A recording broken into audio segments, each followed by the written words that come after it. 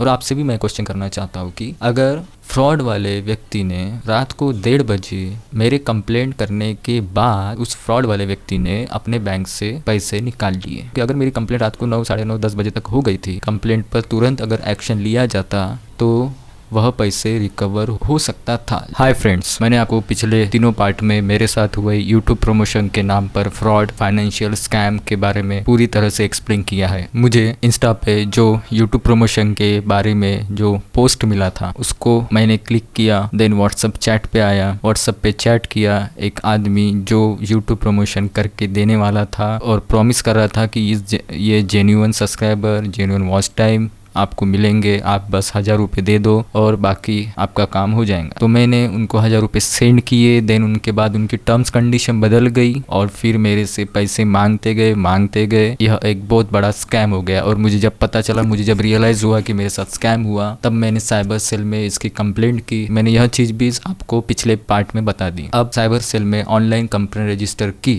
तब मुझे एक कंप्लेंट ID मिली। जैसे ही मुझे कंप्लेंट ID मिली, मैंने तुरंत अपने साइबर सेल वाले दोस्त को कॉल किया। जैसे ही उसने देखा और मुझे रिटर्न कॉल किया और बोला कि मैं कल जाके तेरे कंप्लेंट ID को ट्रैक करता हूँ या उस पर एक्शन लेता हूँ। ओके, नेक्स्ट डे मैं सुबह उठा और वेट किया कि उसके रिप्लाई आने का। सुबह 11 बजे मुझे उसका कॉल आता है, तेरी कंप्लेंट ID मैंने चेक की और मुझे यह पता चला कि वो स्कैमर ने तेरे पूरे 7000 रुपये कल रात को 1:30 बजे ही निकाल लिए वह अकाउंट से। मैं शॉक हो गया। मैंने बोला कैसे? उसने कहा, उसने पूरा एक्सप्लेन किया। देख भाई, बोले ये जो स्कैमर होते, बोले ये जो अकाउंट यूज़ करते हैं यह उनका अकाउंट नहीं होता है, यह किसी दूसरे के अकाउंट को यूज़ करते हैं, किसी के दूसरे के अकाउंट को, बैंक अकाउंट को यूज़ करते हैं। मतलब आप समझ लीजिए कि अगर उसको स्कैम करना है तो वो किसी गांव के किसी गरीब आदमी को पकड़ेगा, वह बोलेगा कि मैं तेरे अकाउंट में पैसे भेजूंगा, मेरे पैसे आएंगे, मेरे पैसे मैं काट लूंगा, तेरे को तेरा कमीशन दे दूंगा। तो अगला आदमी तो कैसे भी मानेगा ही। तो ऐसे ही समझ लीजिए कि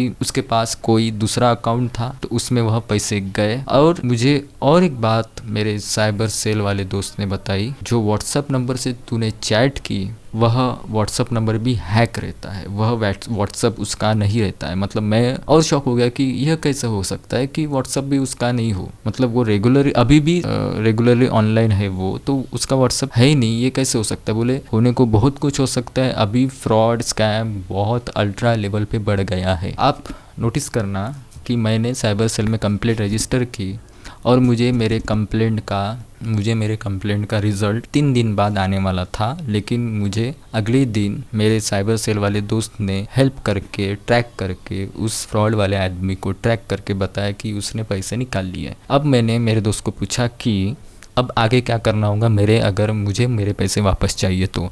उसने कहा कि कुछ नहीं, उस अकाउंट में रिटर्न कोई पैसे आते हैं, फिर से कोई पैसे आते हैं, फिर से कोई अमाउंट आती है तो वह अमाउंट हम सीज करेंगे। देखिए, अभी तो बैंक खाली है उसका, और अगर फिर से कोई वो किसी और बंदे के साथ स्कैम करता है और उस बैंक में पैसे आते हैं तो वह साइबर सेल वाले ऑफिसर वह बैंक को सीज करेंगे और सीज करने के बाद तेरा पैसा तुझे हम रिटर्न करने पर एक्शन होंगे। और आपसे भी मैं क्वेश्चन करना चाहता हूँ कि अगर फ्रॉड वाले व्यक्ति ने रात को 1:30 बजे मेरे कंप्लेंट करने के बाद रात को 1:30 बजे उस फ्रॉड वाले व्यक्ति ने अपने बैंक से पैसे निकाल लिए, तो मैं यह कहना चाहता हूँ कि अगर मेरी कंप्लेंट रात को 9, साढ़े 9, 10 बजे तक हो गई थी, कंप्लेंट पर तुरंत अगर एक्शन लिया जाता तो वह पैसे रिकवर हो सकता था। कोई बंदा दूसरे का व्हाट्सएप हैक करके आपसे चैट करके आपसे स्कैम करता है, इतने लोगों के साथ और स्कैम हो रहा होगा। अगर यह चीज रुकी नहीं गई तो आपको क्या लगता है? कमेंट में जरूर बताना। तो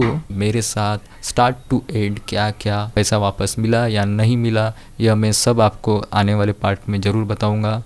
तब तक के लिए आने वाले पार्ट का इंतज़ार कीजिए, इन सभी वीडियो को शेयर कीजिए। तब तक के लिए बाय।